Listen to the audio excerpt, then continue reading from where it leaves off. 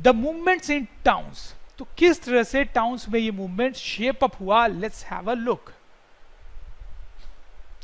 तो 3 पार्ट में डिवाइड करके हम इसको देखेंगे। Spread of non cooperation movement, the movement started with middle class participation in the cities. तो सबसे पहले मिडिल क्लास लोग आगे आए और उन्होंने, सिटीज के मिडिल क्लास, उन्होंने पार्टिसिपेट करना शुरू किया। फिर धीरे धीरे मूवमेंट और स्ट्रांग होता गया।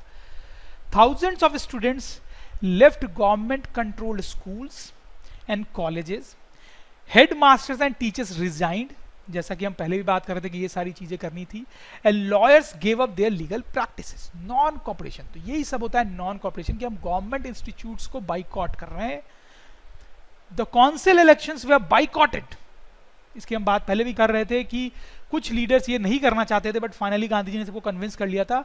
The council elections were boycotted in most provinces except Madras by the Justice Party. तो मद्रास में जस्टिस पार्टी थी, उन्होंने बस बाइकॉट नहीं किया, उन्होंने, आप बोल सकते हो कि पार्टिसिपेट नहीं किया इस मूवमेंट में, बाइकआउट नहीं करके। तो क्यों नहीं किया इन्होंने? तो उनका एक स्पेसिफिक रीजन था नहीं बाइकआउट करने का। The Justice Party was the party of non Brahmins and was against the Brahmins domination. तो देखो क्या है कि इंडिया में बहुत तरह के कॉन्फ्लिक्ट्स हमेशा से रहे हैं। तो आपको तो पता ही है इंडिया में अपर क्लास लोअर क्लास के बीच में कॉन्फ्लिक्ट होता है। जैसे ब्राह्मण्स इंडिया में सबसे अपर क्लास माने जाते हैं, तो मद्रास रीजन में ब्राह्मण्स का बहुत ज्यादा डोमिनेशन था। इनफैक्ट इंडिया में हर जगह हुआ करता था, बट मद्रास में बहुत ज्यादा था। और जस्टिस पार्टी जो थी उसमें लोअर क्लास के लोग, नॉन ब्राह्मण्स लोग थे, ठीक है। तो इनकी ब्राह्मण्स से भी बड़ी फाइट चलती रहती थी। तो इनको ऐसा लग रहा था कि अगर हम बाइकआउट कर देंगे तो हमारा जो इलेक्ट होने का यहाँ पे चांस है वो चला जाएगा। मतलब ये जस्टिस पार्टी जो है, इनका जो ब्राह्मण्स के अगेंस्ट फाइट था, इसको छोड़ के वो ऊपर नहीं उठ पा रहे थे, ताकि यूनाइट होके एज इंडियंस वो ब्रिटिशर्स के अगेंस्ट लड़ पाए। For them entering the council was one way of gaining some power, something that usually only Brahmins had access to. समझ लो स्टूडेंट्स, वो किसी भी कीमत पे काउंसिल में इलेक्ट होने का चांस लूज नहीं करना चाह रहे थे, क्योंकि उनको लग रहा था कि वहां पे इलेक्ट होके वो ब्राह्मण्स के अगेंस्ट फाइट कर सकते हैं। तो देखो इंडिया में ये बड़ी प्रॉब्लम थी जो गांधी जी को आ रही थी, कि सारे सेक्शंस को यूनाइट करना बड़ा डिफिकल्ट काम होता था, है ना। इंडियंस बटे हुए थे, कभी रिलीजन को बोल के हिंदू मुस्लिम्स, उनको यूनाइट करने की कोशिश की, कैसे खिलाफत मूवमेंट के थ्रू, गांधी जी ने मैंने आपको बताया। फिर इंडियंस डिवाइडेड थे, upper class, lower class, Brahmins, untouchables, उसको लेके हमेशा इंडियंस डिवाइडेड रहे, इसलिए उनको यूनाइट करना हमेशा एक चैलेंज रहा है। तो इंडियंस आपस में अपने इश्यूज को लेके इतने डिवाइडेड रहे हैं कि ब्रिटिशर्स ने हमेशा उनका यूज किया था उस पर रूल करने के लिए। और जब भी गांधी जी जैसे लीडर्स सारे इंडियंस को यूनाइट करने की कोशिश करते थे, तो ये इश्यूज इंडियंस को आपस में डिवाइड करते रहते थे। और इंडियंस बहुत कम ही ऐसा होता था कि इन सारे इश्यूज को भूल के यूनाइट हो पाते थे। और शायद इसीलिए हमें इंडिपेंडेंस पाने में स्टूडेंट्स इतनी टाइम लगी थी, राइट। एनीवेज स्टूडेंट्स, तो आपको समझ में आया कि इस मूवमेंट में अब क्या होना शुरू हुआ था। लोगों ने अपनी जॉब्स बाइकआउट करना चालू की, लेकिन जस्टिस पार्टी जो थी मद्रास की, वो इसमें इंटरेस्टेड नहीं थी बाइकआउट करने में इलेक्शंस को। Effect of non cooperation movement on economy, उसका इकोनॉमी में मतलब फाइनेंशियल इश्यूज को लेके क्या इफेक्ट आया इस मूवमेंट का। The effect of non cooperation on the economic front way more dramatic. Foreign goods way boycotted, liquor shops picketed. तो लीकर शॉप जो है वो लूटे गए, ठीक है। तो क्योंकि उस लीकर शॉप से बेसिकली बहुत फायदा हुआ करता था गवर्नमेंट को, गवर्नमेंट से बहुत टैक्स लगाया करती थी। तो अगर लीकर शॉप्स बंद हो जाएंगे तो गवर्नमेंट को प्रॉब्लम आएगी। And foreign clothes burned in huge bonfires. तो स्टूडेंट जगह जगह पे, चौराहे पे लोग इकट्ठा होते थे, फॉरेन क्लोथ्स जो उनके पास हुआ करते थे उसको लाके जलाया करते थे। As the boycott movement spread and people began discarding imported clothes and wearing only Indian ones, production of Indian textile mills and handlooms went up. तो obviously students, जब लोग जो है फॉरेन गुड्स को बाइकआउट करने लगे, फॉरेन कपड़ों को जलाने लगे, तो कुछ ना कुछ तो वो पहनेंगे। तो इंडियन मेड जो कपड़े थे वो लोग पहनने लगे, तो इंडियन टेक्सटाइल मिल्स का जो प्रोडक्शन था वो काफी बढ़ गया स्टूडेंट्स। तो ये फाइनेंशियल इकोनॉमिक एक चेंज आया इस मूवमेंट का। The import of foreign clothes halved between 1921 to 1922। इस बीच में, इस दौरान जब ये मूवमेंट चल रहा था तो फॉरेन गुड्स का इंपोर्ट हाफ हो गया। वो तो होना ही था क्योंकि लोग बाइकआउट कर रहे थे।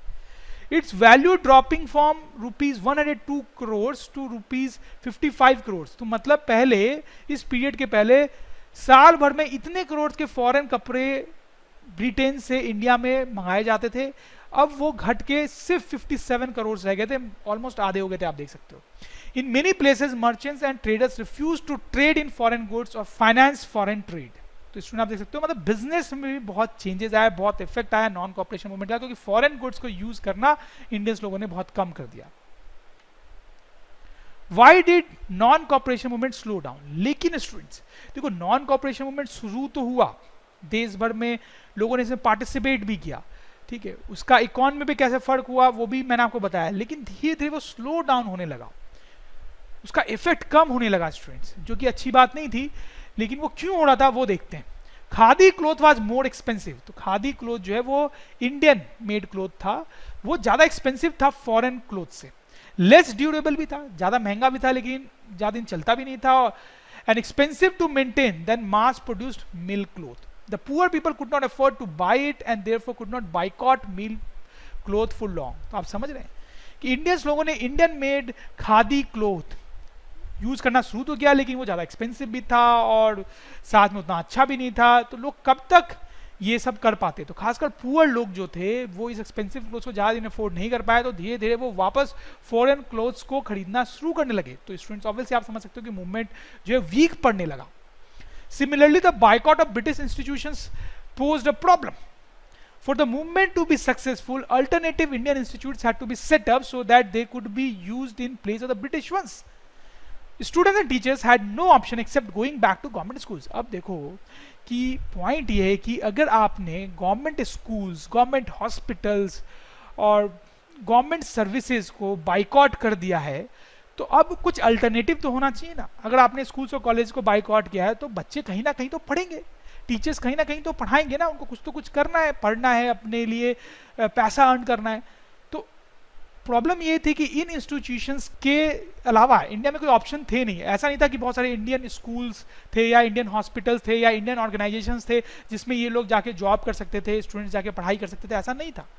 तो कितने दिन तक इन गवर्नमेंट इंस्टीट्यूट्स को बाइकआउट करना पॉसिबल होता? तो थोड़े दिन बाद लोग धीरे धीरे इन इंस्टीट्यूट्स में आना शुरू करने लगे, स्टूडेंट्स आना शुरू करने लगे। कब तक बाइकआउट करोगे आप? कोई दूसरा अल्टरनेटिव नहीं है। तो यही प्रॉब्लम थी। Lawyer joint back in government courts. अब लॉयर्स ने कोर्ट जाना बंद कर दिया, लेकिन कितने दिन? नहीं, आप घर पे बैठे रहोगे, कुछ नहीं करोगे तो पैसे कैसे कमाओगे, राइट?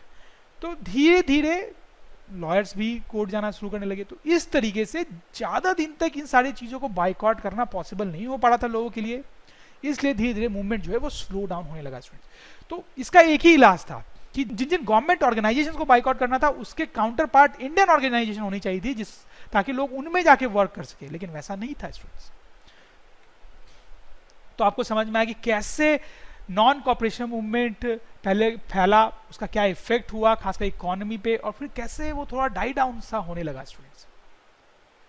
तो स्टूडेंट्स, अगर ड्रोन स्टडी के ये वीडियोस आपको अच्छे लग रहे हैं तो आप प्लीज इनको लाइक करें, सब्सक्राइब करें, कमेंट्स लिखें स्टूडेंट्स, अपने थॉट्स बताएं, हमारे साथ शेयर करें कि आप और क्या चाहते हैं। और इतना ही नहीं स्टूडेंट्स, सबसे इंपॉर्टेंट नीचे शेयर बटन पे क्लिक करें और अपने दोस्तों के साथ इन वीडियोस को व्हाट्सएप और फेसबुक पे शेयर करें स्टूडेंट्स, ताकि वो भी इन वीडियोस का फायदा उठा सकें स्टूडेंट्स, राइट?